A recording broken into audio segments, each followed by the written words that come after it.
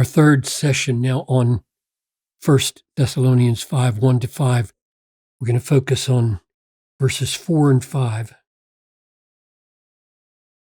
Now concerning the times and the seasons, brothers, you have no need to have anything written to you, for you yourselves know accurately that the day of the Lord will come like a thief in the night. While people are saying there is peace and security, then sudden destruction will come upon them as labor pains come upon a pregnant woman, and they will not escape. But you are not in darkness, brothers, for that day to overtake you like a thief. For you are all sons of light, sons of the day. We are not of the night or of darkness. So, Father, as we ponder what it is to be sons of light, sons of the day, in regard to the arrival of the day of the Lord, like a thief in the night, teach us, Lord, who we are and how to be ready for the day of the Lord. So what's remarkable here in verse 4 is that this darkness here is treated by Paul as a spiritual darkness, because he says, but you are not in darkness for that day, and that's this day, day of the Lord, for that day to overtake you like a thief. Well, Christians and non-Christians live the same 24 hours, right? I'm in the day, the same time unbelievers are in the day, and I'm in the dark, the same time unbelievers are in the dark, namely at night. But Paul says, no, you're not. So he doesn't mean here physical darkness. You are not in spiritual darkness for that day of the Lord to overtake you like a thief. You're walking in spiritual light. You are a child of the light. So that when this day comes, it doesn't come to you like a thief.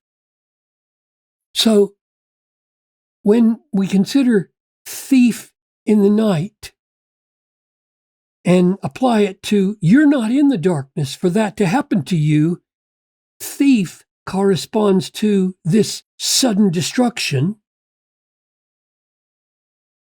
and night corresponds to spiritual darkness. So when Paul says, you are not in such darkness, therefore, when the day comes, it won't be like a thief. You will not experience sudden destruction with a thief boring through your wall of the house and taking everything you have and ruining your life. You won't experience the day of the Lord that way like the world will, who are saying peace and security when the destruction comes. So what we're up against here in verses 4 following is there is a darkness that is spiritual and we're not in it. And there is a light that is spiritual and we are children of it.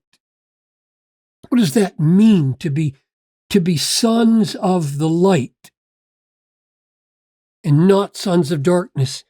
Here's the way Jesus talked about it. And I think this probably shapes the way the church thought about it. Jesus said to them, if you were Abraham's children, you would be doing the works of Abraham. So to be a child of someone is to do what they do, have the same orientation towards what life is for and what you do with it.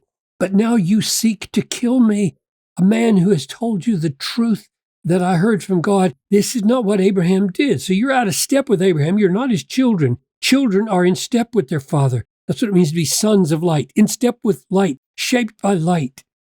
You are doing the works of your father. So he means the devil here. So do the works of your father. That's what it means to be children of the Father. Do his works. Jesus said to them, if God were your father, you would love me. So there's another pointer to what it means to be a child of someone. If you're a child of someone, you share their loves. For I came from God and I am here. You are of your father, the devil. Your will is to do your father's will. So the works follow the Father, and the will follows the Father, and the loves follow the Father. So when he says back here, you are sons of light, we will do the works of light. We will have loves shaped by the light. Our wills will be controlled by the light and by the day. That's the idea of sonship here. How do you get to be that way? How did these people become sons of light and different from those people who are saying there's peace, there's security, and then destruction suddenly comes upon them at the day of the Lord? Paul describes how here in 2 Corinthians 4. The God of this world has blinded the minds of unbelievers. So what marks unbelievers? Blindness caused by the God of this world, Satan, at least in part, to keep them from seeing the light of the gospel of the glory of Christ, who is the image of God. Verse 6, how does that get remedied? How does this blindness get taken away so we become children of the light? For God, who said, let light shine out of darkness, back in Genesis 1, to bring light into the universe, has done something similar in our hearts. He has shone in our hearts to give the light of the knowledge of the glory of God in the face of Jesus Christ. That is how we became children of light. Light was spoken. Let there be light was spoken, and it shone into an unbeliever's heart, and this blindness was taken away by this light. So when he says we are sons of light and sons of the day, he means God has spoken into your life such a spiritual sight that now the gospel and the glory of Christ are bright with truthfulness and beauty and worth, and your whole world has been rearranged in its values. And that's why the day of the Lord is not going to come like a thief for you. It won't overtake you like a thief. I want to close with just one other amazing parallel in John 12. This is Jesus talking. I had never seen this until I prepared for this look at the book session. Jesus said to them, the light is among you for a little while longer. So he's talking about himself and the short time that he'll be with them in person. Walk while you have the light, which I think means walk with me.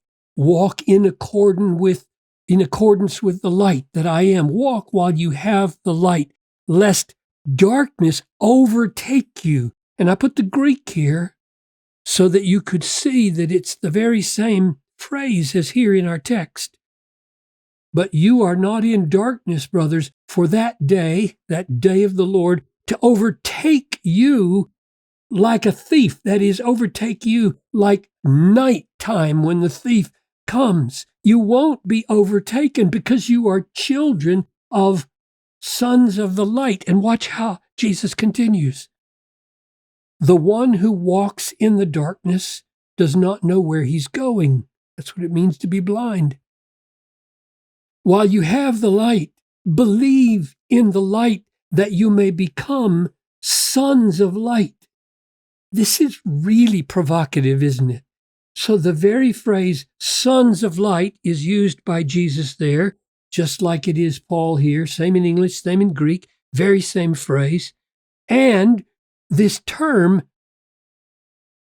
katalabe, overtake you, don't let the darkness overtake you, is also so verbally similar to the day of the Lord overtaking you like a thief at night. It's so hard not to think Paul knows about these teachings of Jesus, and he is in the same frame of mind, frame of thought. So, the day of the Lord is coming.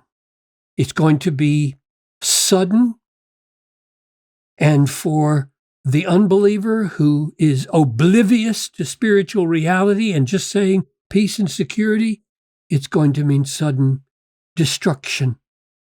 But you are not in spiritual darkness so that the night hits you like a thief. It won't.